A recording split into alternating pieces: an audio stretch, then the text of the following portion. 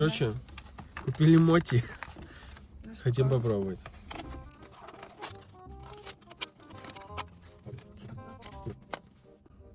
О, прикольно. Ой, она такая противная.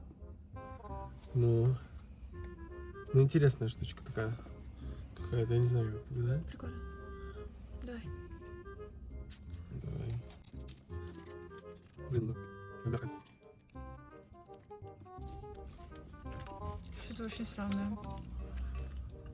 Я люблю такое. Но прикольно. Угу. Поначалу непонятно, а потом вкусно. Мне очень нравится. Обзоры на моти. Угу. Вкусно. Так, потом только, не сразу. Вот такое. Реально вкусно, мне очень нравится. Нет. Ну, это рисунка.